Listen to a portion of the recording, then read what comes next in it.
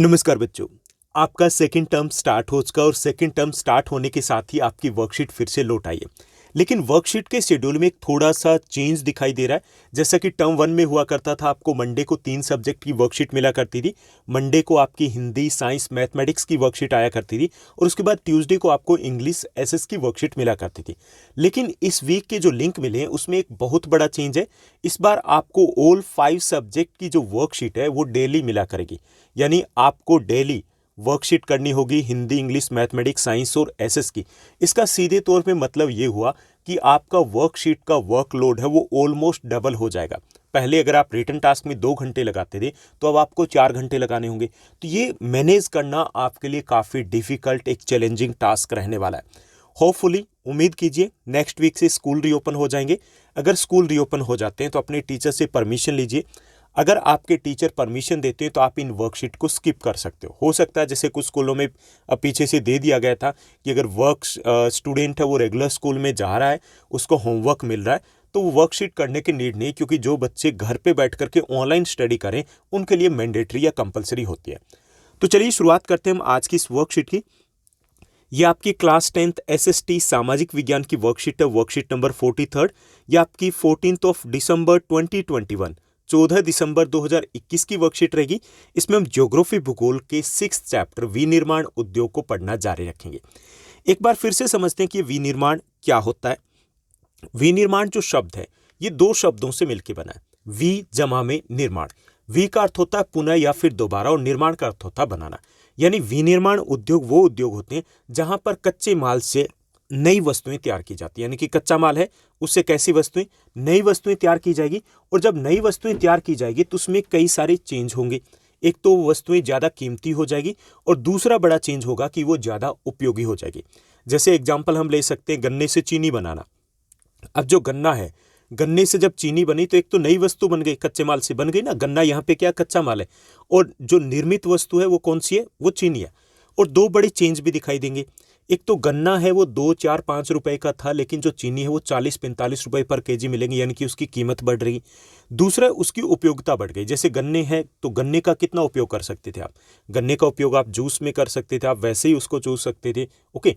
लेकिन गन्ने से आप जलेबियां थोड़ी बना सकते थे, चाय थोड़ी बना सकते थे, लेकिन चीनी से बना सकते हो। यानी वस्तु की कीमत और उपयोगिता दोनों में चेंज आ जाता है जब विनिर्माण किया जाता है। एक और एग्जांपल हम लेते हैं, जैसे कपास से कपड़ा बनाना। अब जो कपास है, कपास की कीमत कितनी होती है, 50 से 60 रुपए पर केजी होती है। लेकिन कपड़ा जो 250 ग्राम की शर्ट लेकर के आते हो, 150 ग्राम की शर्ट जो लेकर के आते हो, वो 1000-1500 लेकर के आपकी 5000, 10,000, 15,000 की हो सकती है। कितनी कीमत बढ़ गई, और उसकी उपयोगिता भी बढ़ जाती है। आप कपड़े से कई टाइप के यूज़ करते हो। आप कपड़े को बेडशीट के तौर पे, कर्टन के तौर पे, पहनने के लिए, ओके, बहुत सारे यूज हो जाते हैं। तो ये होते हैं विनिर्माण उद्योग, जहां पर ये सारी प्रोसेस कंप्लीट होती है। तो पिछली वर्कशीट में हमने समझा था कि उद्योग और कृषि है उसमें आपस में गहरा लिंक होता है। कैसे होता है, क्योंकि जो उद्योग होते हैं वो अपने कच्चे माल के लिए, जो कृषि आधारित उद्योग है वो अपने कच्चे माल के लिए कृषि पर निर्भर करते हैं। जैसे गन्ने उद्योग की बात की, जो चीनी उद्योग की बात की, तो गन्ने से चीनी बनेगी, गन्ना कहाँ से आएगा, कृषि से आएगा। ऐसे ही कपड़ा उद्योग है तो कपास कहाँ से आएगी, कृषि से आएगी। ऐसे ही कृषि है वो अपने विकास के लिए उद्योग के ऊपर निर्भर करती है। उसकी मशीन, उसकी खाद, बीज, पेस्टिसाइड कहाँ से आएगी, उद्योग से आएगी। तो इसलिए इन दोनों में गहरा दोस्ताना है, दोनों एक दूसरे के पूरक है, दोनों एक दूसरे के साथ साथ चलते हैं। हमने ये भी पढ़ा था कि कृषि और उद्योग एक दूसरे के संपूरक है, दोनों का साथ साथ ही विकास संभव है। अगर एक का विकास होगा तभी दूसरे का विकास संभव है।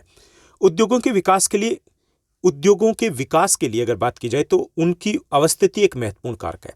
आज हम यहाँ बात करेंगे उद्योगों की अवस्थिति को प्रभावित करने वाले कारक की। यानी मान लीजिए आपको एक इंडस्ट्री लगानी है, तो आप इंडस्ट्री कहाँ लगाओगे। कई सारी चीजें माइंड में रखनी होती है, कई सारी चीजें हैं जिनको ध्यान में रखना होता है। उनको बोलते हैं उद्योगों की अवस्थिति को प्रभावित करने वाले कारक। क्योंकि जो इंडस्ट्रीज लगती है, बड़े पैमाने के उद्योग लगते हैं, हजारों करोड़ रुपए लगते हैं। ऐसे नहीं कि कहीं पे सेटअप कर दिया। मान लीजिए कोई चीनी उद्योग है, उसको राजस्थान में सेटअप कर देंगे, नहीं करेंगे। क्यों नहीं करेंगे, वह गन्ना ही नहीं है। अब गन्ना कहाँ से लेके आएंगे, ट्रांसपोर्ट करना पड़ेगा, ट्रांसपोर्ट करेंगे, लागत बढ़ जाएगी, ठीक। और भी बहुत सारे कारक हैं जो प्रभावित करते हैं, तो वो सारे कारक हम यहाँ पर डिस्कस करेंगे। ये इस चैप्टर का सबसे इंपॉर्टेंट क्वेश्चन रहेगा। तो यहाँ पर हम डिस्कस करने वाले कि उद्योगों की अवस्थिति को प्रभावित करने वाले कारक कौन कौन से होते हैं। तो सबसे पहले हम भौतिक कारकों की बात करेंगे। भौतिक कारक में सबसे पहले बात आती है अनुकूल जलवायु। उद्योग जब लगाए जाते हैं, जैसा मैंने बताया कि हजारों करोड़ रुपए का इन्वेस्टमेंट किया जाता है, तो जलवायु को जरूर ध्यान में रखा जाता है। कोशिश की जाती है कि जलवायु ना तो बहुत ज़्यादा गर्म हो, ना ही बहुत ज़्यादा ठंडी होनी चाहिए। जैसे कि मान लीजिए जम्मू कश्मीर में या कश्मीर की घाटी में श्रीनगर में कोई इंडस्ट्री लगा दी बड़ी, उसमें 3 से 4 महीने तो रोड ही ब्लॉक रहते हैं। 3 से 4 महीने काफ़ी ज़्यादा ठंड रहती है, तो क्या इंडस्ट्रीज़ 12 महीने काम कर पाएगी? नहीं कर पाएगी। ऐसे ही बहुत ज़्यादा गर्म अगर जलवायु है तो जो श्रमिक काम करेंगे उनकी उत्पादकता में कमी आ जाती है, प्रोडक्टिविटी कम हो जाती है। तो इसलिए पहली चीज़ जो ध्यान में रखी जाती है कि उद्योग जहाँ पर भी लगाया जाए वहाँ की जलवायु ना तो बहुत ज़्यादा गर्म होनी चाहिए, ना ही बहुत ज़्यादा ठंडी होनी चाहिए। तो ये ध्यान में रखते हैं। दूसरा, कुछ जो इंडस्ट्रीज़ है उनको विशेष टाइप की जो क्लाइमेट है, जलवायु चाहिए होती है। जैसे कपड़ा उद्योग की बात करें, सूती कपड़ा उद्योग की, उसके लिए अगर नम जलवायु हो तो सबसे बेस्ट रहता है, क्योंकि नम जलवायु में धागा बार बार नहीं टूटता है। इसीलिए जितने भी हमारे सूती वस्त्र उद्योग है उसका 80 to 90% है वो मुंबई, अहमदाबाद यानी कि गुजरात, महाराष्ट्र में, क्योंकि वहाँ की जलवायु अच्छी है, ठीक, अनुकूल है, आर्द्र है, नम है, ठीक। तो पहला कारक है जो हमें ध्यान में रखना होता है उद्योग लगाते हुए, इंडस्ट्री लगाते हुए, वो है कि वहाँ की जलवायु कैसी है। दूसरा है शक्ति के साधन। शक्ति के साधन मतलब जैसे जो मशीनें हैं वो ऊर्जा से चलती हैं। कुछ जो उद्योग है, इंडस्ट्रीज है, उनको कोयले की ज़रूरत होती है। कुछ इंडस्ट्रीज है बाकी जैसे ऊर्जा के सोर्सेज हो गए, बिजली हो गई, ओके, इलेक्ट्रिसिटी हो गई, उसकी ज़रूरत होती है। अब 24 घंटे चाहिए सप्लाई। ऐसा था नहीं कि वो बंद रहेंगे, 24 घंटे शिफ्ट में वर्कर काम करते हैं। तो जहाँ पर ऊर्जा के साधन उपलब्ध होते हैं वहाँ पर उद्योग लगने की संभावना ज़्यादा रहती है। तो ऐसा था नहीं कि अगर इलेक्ट्रिसिटी नहीं है तो हाथ से घुमाएंगे, नहीं चलने वाला उससे। 24 आवर्स इलेक्ट्रिसिटी की सप्लाई होनी चाहिए। तो ये चीज़ भी ध्यान में रखी जाती है। तो इसीलिए जो उद्योग जहाँ पर सेटअप किए जाते हैं, देखा जाता है कि वहाँ पर कोई हाइड्रो पावर स्टेशन, कोई डैम हो जहाँ से बिजली पैदा की जा रही हो, थर्मल पावर स्टेशन हो, एटॉमिक पावर स्टेशन हो, अणु केंद्र हो, तो ये ध्यान में रखा जाता है। जैसे अगर हम गुजरात की बात करें तो वहाँ पे काकरा परमाणु जो केंद्र बनाया गया है। ऐसे ही तारापुर मुंबई के आसपास है। दिल्ली के आसपास की बात करें तो यहाँ पर थर्मल पावर स्टेशन है, काफ़ी सारे सेटअप किए। तो ये भी ध्यान में रखना होता है कि वहाँ बिजली है या नहीं जिससे हम मशीनें चलाएंगे। तीसरा कारक है कच्चे माल की उपलब्धता। सबसे इंपॉर्टेंट, सबसे बेसिक कारक जो हमें देखना होता है वो है कच्चे माल की उपलब्धता। मान लीजिए हमने सारे कारक मिल गए और वहाँ पे कच्चा माल नहीं है, क्या बनाएंगे हम? अब जैसे चीनी उद्योग है, मैंने एग्जाम्पल दिया कि राजस्थान में लगा लेंगे। कैसे लगा लेंगे? गन्ना ही नहीं है, ओके। तो जहाँ कच्चा माल होगा ना वहाँ पर उद्योग लगने की संभावना सबसे ज़्यादा होगी। जैसे दिल्ली से अगर हम कोलकाता जाते हैं तो हर एक रेलवे स्टेशन पे हमें क्या मिलेगी? एक चीनी मिल मिलेगी, क्योंकि यहाँ पर इस पूरी बेल्ट में गन्ना बोया जाता है। ऐसे ही छोटा नागपुर पठार है, वहाँ पे क्योंकि लोहा मिलता है तो इसलिए लोहा इस्पात उद्योग ज़्यादातर है वो वहीं पर है। ऐसे ही पटसन जूट उद्योग जो है वो हुगली नदी के आसपास है, क्योंकि जूट वहीं पैदा होता है। सूती वस्त्र उद्योग है वो गुजरात, महाराष्ट्र में ज़्यादा है। क्यों? क्योंकि काली मिट्टी की बेल्ट है, वहाँ पे कपास पैदा होती है। तो कच्चा माल है वो उद्योगों की स्थिति को प्रभावित करने वाला सबसे इंपॉर्टेंट कारक में से एक आ जाता है। तो ये हो गए भौतिक कारक। अब हम बात करेंगे मानवीय कारकों की, उनको भी हमें ध्यान में रखना होता है। मानवीय कारकों में सबसे पहले आता है आपका श्रम। श्रम मतलब काम करने वाले लोग। अब एक जो बड़ा इंडस्ट्री है, बड़ा जो उद्योग है, उसमें 10,000 से लेकर के 50,000 तक लोग श्रमिक काम करते हैं। श्रमिक होने चाहिए, दूसरे सस्ते होने चाहिए। अगर श्रमिक ना मिले तो काम ठप, महंगे मिले तो लाभ कम, ओके। इसलिए जब बड़े उद्योग लगाए जाते हैं तो वो वहाँ लगाए जाते हैं जहाँ श्रमिक आसानी से उपलब्ध हो। कहाँ मिलेंगे? जहाँ घनी जनसंख्या हो, ओके। जैसे छोटा नागपुर के आसपास का इलाका है, कोलकाता के आसपास का, दिल्ली एनसीआर के आसपास का है, मुंबई के आसपास का है, घनी जनसंख्या वाले इलाके। जो हिमालय प्रदेश है या नॉर्थ ईस्ट है तो वहाँ इसीलिए इंडस्ट्रीज कम है, क्योंकि श्रमिक नहीं मिलेंगे, मिलेंगे तो महंगे मिलेंगे। तो ये भी ध्यान में रखना होता है। दूसरा है पूंजी। हजारों करोड़ रुपए हैं। अब कोई इन्वेस्टमेंट करेगा तो कहाँ करेगा? जहाँ पे रिस्क कम हो। तो पूंजी वहीं उपलब्ध होती है जहाँ पे रिस्क कम हो, तो वहाँ पर उद्योग लगने की संभावना ज़्यादा होती है। अब जैसे मान लीजिए कोई दिल्ली एनसीआर का कोई व्यापारी है, पैसा लगाना चाहता है, इन्वेस्टमेंट करना चाहता है, तो इन्वेस्टमेंट वो जम्मू कश्मीर में थोड़ी करेगा। इन्वेस्टमेंट है वो नॉर्थ ईस्ट में थोड़ी करेगा, वो यहाँ पे करेगा। उसे लगता है कि जोखिम कम है, तो पूंजी यहाँ आसानी से अवेलेबल है। तीसरा है बाजार। बाजार भी एक इम्पोर्टेंट फैक्टर होता है, क्योंकि हम वस्तुओं का इंडस्ट्रीज में जो प्रोडक्शन करते हैं वो किसके लिए करते हैं, बाजार में बेचने के लिए करते हैं। बाजार जितना पास होगा, लागत, हमारी परिवहन की लागत उतनी कम हो जाएगी। तो ये भी देखा जाता है कि बाजार निकट उपलब्ध होना चाहिए, ये फैक्टर भी प्रभावित करता है इंडस्ट्री को। उसके बाद है परिवहन के साधन। कच्चे माल, ऐसा था नहीं कि इंडस्ट्री लगा दी उसी के अंदर गन्ना लगाए, इंडस्ट्री लगा ली वहीं पे कॉटन है, वहीं पे कुछ दूरी से तो लाना होगा ना, और उसको फिर बाजार में पहुंचाना भी होगा। तो कच्चे माल को इंडस्ट्री तक लाने के लिए, तैयार माल को मार्केट तक भेजने के लिए परिवहन के साधनों की आवश्यकता होती है। तो ये भी ध्यान में रखा जाता है। जो भारी उद्योग होते हैं, भारी उद्योग कौन से होते हैं, जिनका कच्चा माल और तैयार माल दोनों भारी होते हैं, ऐसे उद्योगों के लिए तो रेलवे, सस्ते परिवहन के साधन भी चाहिए। इसलिए जो भारी उद्योग होते हैं वो रेलवे लाइन के आसपास होते हैं, ताकि परिवहन की लागत कम हो और लाभ ज़्यादा हो सके। साथ साथ संचार के जो साधन, ये अलग से भी लिख सकते हो, संचार के साधन ये भी इंपॉर्टेंट होते हैं। आजकल सारा काम है ऑनलाइन होता है, इंटरनेट के थ्रू होता है। ओके, तो संचार के साधन जितने बेटर अवेलेबल होंगे, वहाँ पर इंडस्ट्रीज लगने की संभावना ज़्यादा होगी। जैसे ऑर्डर लेने हैं, ऑर्डर देने हैं, तो उनको मैनेज करना ईजी हो जाता है।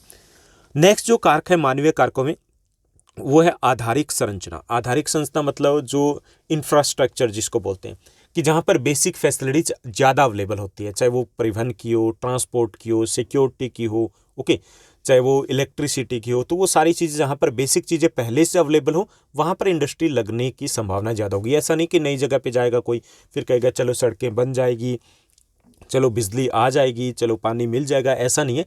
जहाँ से पहले से ये चीज़ें होती है, वहाँ इंडस्ट्री लगने की संभावना ज़्यादा होती है। उसके बाद नेक्स्ट फैक्टर है उद्यमी, जो इंडस्ट्रियलिस्ट है। ये भी एक इंपॉर्टेंट फैक्टर जो प्रभावित करता है कि वो कहाँ लगाना चाहता है। कई बार ऐसा भी होता है कि उद्यमी जहाँ से होता है वो वहीं पे इंडस्ट्रीज को सेटअप करता है। चाहे वो किसी विलेज से है तो वो चाहता है कि नहीं, मेरे विलेज में वहाँ पर लोगों को काम धंधा मिलना चाहिए। तो कई बार ऐसा होता है, हालांकि ज़्यादातर बाकी फैक्टर इंपॉर्टेंट होते हैं। इसके साथ साथ गवर्नमेंट पॉलिसी, सरकारी नीतियाँ प्रभावित करती है कि गवर्नमेंट कहाँ पर इंडस्ट्रीज़ को डेवलप करना चाहती है। तो कई बार गवर्नमेंट है पर्टिकुलर जगह पर लोगों को कई टाइप के अदर बेनिफिट्स देती है, उनको ऑफर देती है कि यहाँ पे लगाइए, आपको 10 ईयर्स तक टैक्स नहीं देना। जैसे SEZ स्पेशल इकोनॉमिक जोन है, गुड़गांव के आसपास सेटअप किया गया है। तो ये जो गुरुग्राम के आसपास का SEZ जोन है, तो इसमें गवर्नमेंट ने जो फ़ोन कंपनीज है, मल्टीनेशनल कंपनीज है, उनको इन्वाइट किया कि आप यहाँ आइए, आपको टैक्स नहीं देना 10 ईयर्स 15 ईयर्स। तो ये गवर्नमेंट पॉलिसीज है, ये भी कई बार अफेक्ट करती है लोकेशन को। तो ये हैं फैक्टर्स कि कौन से फैक्टर्स हैं जो किसी भी उद्योग की अवस्थिति को प्रभावित करने वाले हैं। तो इनको अगर एग्जाम में आता है तो ये एक साथ आएगा, अलग से नहीं पूछा जाएगा कि भौतिक या मानवीय कारक बताइए। क्लियर। और ये कई तरीके से घुमा करके पूछा जा सकता है, जैसे कि छोटा नागपुर पठार है, उसके आसपास लोहा इस्पात उद्योग है, क्यों है, तो यही कारक है, वहाँ पर ये सारी फैसिलिटीज अवेलेबल है। जूट उद्योग है तो वो हुगली नदी है उसके दोनों तरफ है, क्यों है वहाँ, तो यही कारक है वहाँ पर। या सूती वस्त्र उद्योग मुंबई और अहमदाबाद के आसपास क्यों, क्योंकि ये सारे फैक्टर वहाँ पर अवेलेबल है। ओके, तो यही आपके लिए सबसे इंपॉर्टेंट क्वेश्चन रहने वाला है इस चैप्टर का।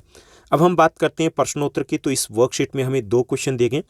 पहला जो हमारा क्वेश्चन है, कच्चे माल की उपलब्धता किस प्रकार उद्योगों की अवस्थिति को प्रभावित करती है, ये हमें बताना है। ठीक, उद्योग सामान्यतः वहीं स्थापित किए जाते हैं जहां कच्चे माल की उपलब्धता होती है, जहां पे कच्चा माल है वो अवेलेबल होता है। जिन उद्योगों में निर्मित वस्तुओं का भार कच्चे माल की तुलना में कम होता है, उन उद्योगों को कच्चे माल के निकट ही स्थापित करना होता है। जैसे जो चीनी उद्योग है, तो इसमें क्या होता है, इसमें जो कच्चा माल होता है वो भारी होता है, जबकि तैयार माल है वो कम बनता है।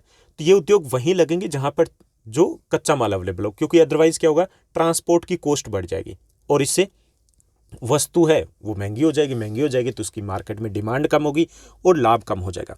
जैसे चीनी उद्योग का एग्जांपल दे दिया, गन्ना भारी कच्चा माल है, जिसे अधिक दूरी ले जाने पर परिवहन की लागत बढ़ जाती है और चीनी के उत्पादन मूल्य में वृद्धि हो जाती है। तो इसलिए कच्चा माल है वो सबसे इंपॉर्टेंट है। पहली चीज़ तो ये कि कच्चे माल के बिना तो प्रोडक्शन हो ही नहीं सकता, तो ये सबसे इंपॉर्टेंट फैक्टर में से एक आता है। उसके बाद दूसरा हमारा क्वेश्चन दिया गया, सेकंड क्वेश्चन है, उद्योगों की अवस्थिति को प्रभावित करने वाले मानवीय कारकों की व्याख्या करनी है। ओके, सबसे ऊपर हमने किए थे भौतिक कारक, उसके बाद मानवीय कारक। तो इसमें आपके मानवीय कारक आ जाएंगे। अगर डिटेल में एक्सप्लेन करना चाहो तो आप कर सकते हैं इनको, otherwise need not to explain, इतना ही लिख दोगे चलेगा। पहला कारक है श्रम, सस्ते श्रमिकों की आवश्यकता होती है, जहाँ पे सस्ते श्रमिक अवेलेबल होंगे वहाँ पे उद्योग लगने की संभावना ज़्यादा होगी। दूसरा बाजार, बाजार के निकट इंडस्ट्रीज लगने के चांसेस ज़्यादा होते हैं, क्योंकि प्रोडक्शन बाजार के लिए किया जाता है ना, बाजार में ही बेचना है। बाजार पास होगा तो ट्रांसपोर्ट की कॉस्ट, परिवहन की लागत कम हो जाएगी, मुनाफा बढ़ जाएगा। परिवहन के साधन है वो भी उपलब्ध होने चाहिए, कच्चे माल को लाने के लिए, तैयार माल को बाजार में भेजने के लिए। तो ये भी एक इंपॉर्टेंट फैक्टर है। पूंजी, पैसे के बिना इंडस्ट्रीज लग नहीं सकती, पूंजी अवेलेबल होती है जहां पर रिस्क कम होता है। और पांचवा है सरकारी नीतियां। सरकारी नीतियां भी उद्योगों की अवस्थिति को प्रभावित करती है। सरकार कहां पर उद्योग लगाना चाहती है वहां पर कई प्रकार की सुविधाएं देती है। कई बार ये भी होता है कि पर्टिकुलर एरिया में सरकार बैन भी लगा देती है कि यहाँ पे इंडस्ट्री ये नहीं लग सकती।